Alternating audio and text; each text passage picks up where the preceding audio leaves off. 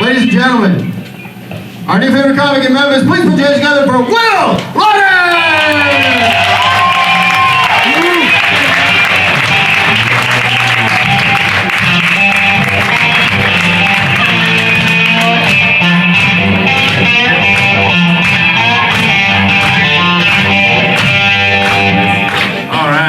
Tried to match your outfit.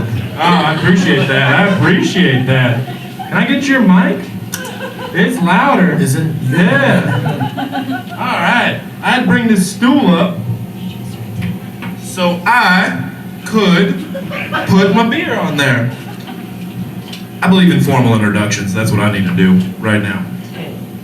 I am a 6'5", 285 pound, cisgendered, Caucasian, heterosexual man with a degree in finance from the University of Mississippi, who's worked in politics. So on paper, I look like a huge douchebag. And I get it. Say something nice about the guy with a degree in finance who works in politics. Fuck, I don't know, maybe he's got coke money? Which is shitty, because I don't. I was working in politics. I was trying to get a Democrat elected in Mississippi. In retrospect, it was a shitty idea. But it's cool, because I'm trying to make money in comedy now. I'm just chock full of shitty ideas. It's easy to say mean stuff about me, you know? Well, with those glasses on, he looks like Clark Kent's fat sister. And when he takes them off, he looks like the brawny paper towel man. Oh, man. Politics in Mississippi. I was doing canvassing and I was working for a man who was running for district attorney. Now, I don't know if you know, but the district attorney, all they do is prosecute local crimes. So if you commit a crime locally, or you're just black in Mississippi, you're gonna have to get to know that office. But it was weird, because I go knock on people's doors, and we boom, boom, boom, and they go, what are his feelings on Obama? I'd say, ma'am, Obama commits crime in Northeast Mississippi. We're prosecuting his ass.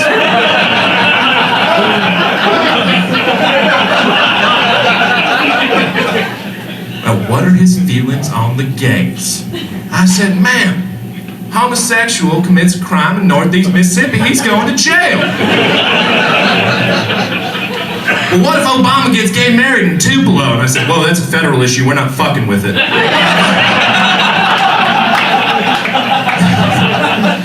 Nah. I am progressive for Mississippi,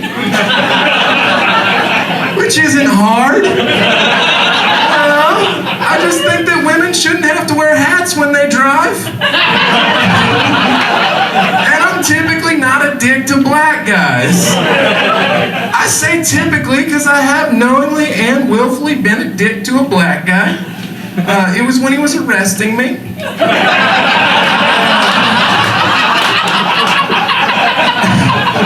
And I called him a jackbooted Nazi asshole. And as he was putting me in the car, he was like, man, that's not my people.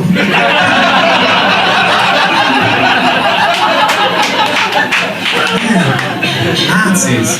You know, people call themselves Nazis now. Like, they call themselves, I'm a grammar Nazi, which is weird from a historical perspective, because there are plenty of other points throughout German military history that it's just as brutal and, like, rigid without the whole genocide thing. You know? I would have gone with grammar Prussian. That's just me. Oh, you're a grammar Nazi? Well, I'm a part of the dialectic French resistance. Yeah, that's right. I'm underground, fighting for words like bay and titty fuck in academia.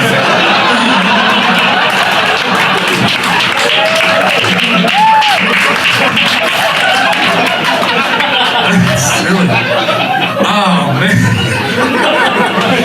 Oh, that's fun, right? You guys having fun? Good. I started carrying around a handkerchief because I'm fat and sweaty and ashamed of it. But I also wanted to like meet a beautiful girl like who was like crying on the side of the road, and I'd be like, hey, wipe your eyes, you know. But here's the thing. This handkerchief has been in my back pocket for about 8 days. I've farted on it, sopped up sweat, and yesterday I ate chicken wings and didn't have a napkin. So what I'm saying really is like, hey, is pink eye better than whatever you're going through right now?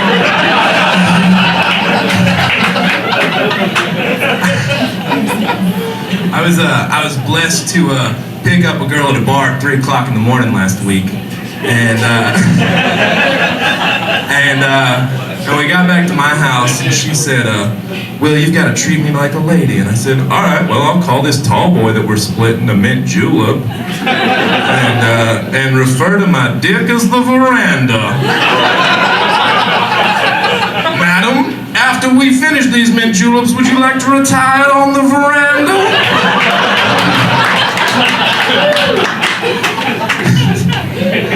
Do you guys want to hear my impersonation of a clown at his therapist's office? Yeah. All right, cool. Let's do it. Not a balloon. Oh, he tied a balloon. No, I'm gonna do the joke now. So, I lost my virginity to the bearded lady. Now I can only get erections around Lebanese women. And if that offended you, like, change out the Lebanese part to something less offensive, like Italians or like girls from Portland, and call it a day. Just call it a day. I never saw myself as a pet owner until I crunched the numbers, and I realized that a well-fed and watered parakeet is way cheaper than a carbon monoxide detector.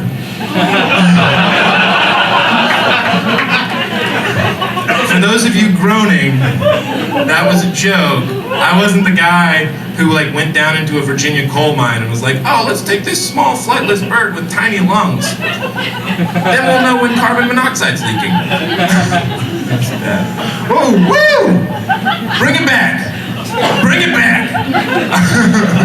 I had a flip phone until about 2 months ago. No, it was great. Anytime I would pull it out, my friends would go, "Hey, Will, 2005 called. They want their technology back." And that got old really, really quickly. And so anytime someone would go, "Hey, Will, 2005 called," I'd grab them by the shoulders and go, "Jesus Christ, did you warn them? About what? About Katrina, about the financial meltdown. We elected a black man president. Did you warn them about the first two things? Third thing's awesome." Told that joke in Birmingham, and a gentleman in an Alabama Crimson Tide t-shirt disagreed with me. Boo! He didn't say it was a Muslim.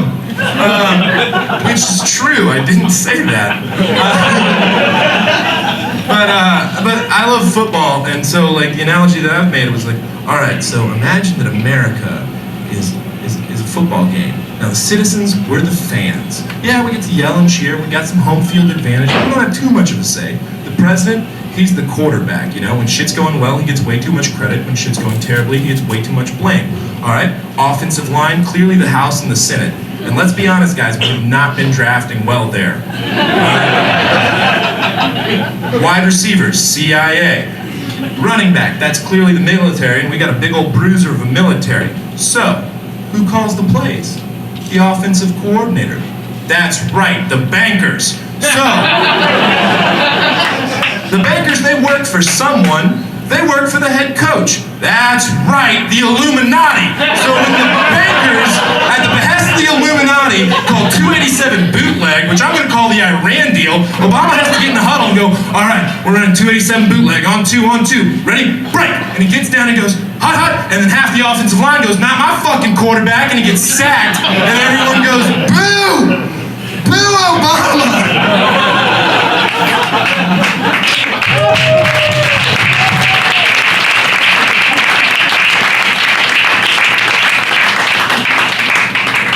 We gotta ask ESPN guys. We can rewind this. Let's analyze the play, all right? Clearly the right side of the line doesn't want to block, and the left side of the line's a bunch of pussies. We're gonna let it go that the wide receivers started waterboarding the other team's ball boy. It was a messed up play. It was a busted play, and we gotta start redrafting, all right? But really, who's to blame? Do we blame the head coach?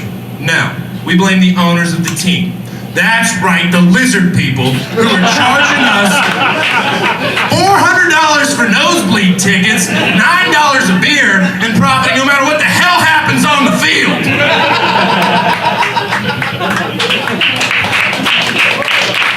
You know, tell that I like football. I love football, and I also love Dungeons and Dragons. I know you're thinking, that's a really weird Venn diagram. It's just you and Vin Diesel in the middle. How'd your football skills help out in Dungeons and Dragons? That's a great rhetorical question, Will. So, you've arrived at the Wizard's Tower, and there are 2 ghouls guarding the front gate. Will, you rolled highest on initiative. What do? Well, I chop blocked the shit out of that first ghoul, and then I face masked the shit out of that second one. Alright, so, Will, how did your Dungeons and Dragons skills help out in football? Well, I'd be in the huddle, and they're like, alright, we're running 23 draw, run 23 draw on 2. And then as we broke, the Jumanji drums would start playing in my head, and I'd get down on the line and say, so, you and your 4 large brethren shall be the tip of the spear against the charging horn. And on the second horn, you ride, hot, hot, sally forth! And if you've ever yelled Sally forth while the DN's trying to shoot the A-gap, you really mess up his day. All right, thank you, I'm Will Loden.